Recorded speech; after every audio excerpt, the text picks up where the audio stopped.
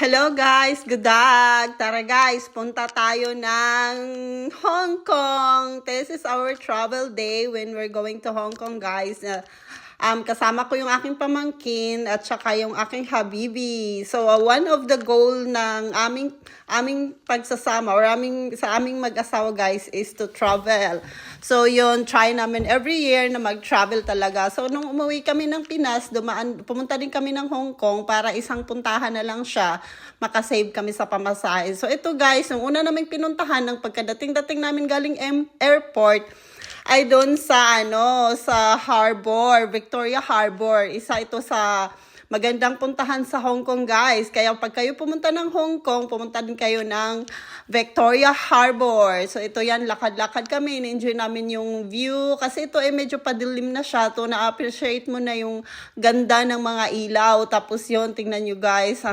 Dito sa Hong Kong guys, talagang madaming matataas na building. Kasi nga, compact sila, maliit yung space nila. Kaya yung building nila hindi pa haba, hindi pa taas. Para makasave sila sa land kung tawagin. Tapos ito, enjoy. Alam niyo naman yung asawa ko, mahilig maglakad, walking. At yun, nag-ano na yung pamangkin ko, nag-complain na siya, bakit daw laging naglalakad.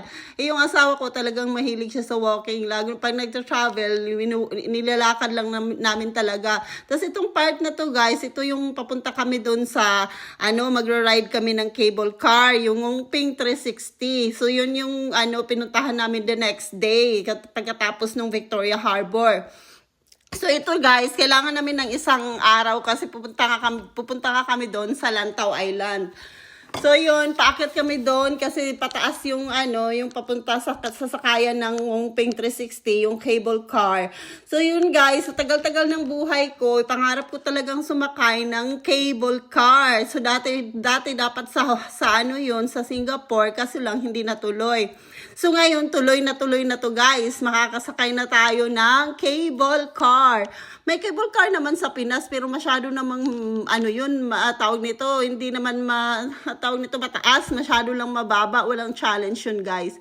Ito yan guys, ito yung mga cable car. So sa yun, nandito na kami sa cable car, may makasama kaming para mga Chinese, 3 babae yata. Hindi ko lang sila sinasama sa video. Tapos yun guys, nakikita na namin ang patawid na kami doon sa island. Yung island na tinatawag na Lantau Island. Yung ba guys, na ako ay takot sa heights. Pero ito ay talagang nilalabanan ko ang aking mga fears. So yan, andito na kami sa pinakagitna. Alam nyo ba guys, na yung nadadaanan ng cable car, talagang sobrang taas to. Hindi ko lang alam kung gaano ilang feet. Basta parang 60 feet.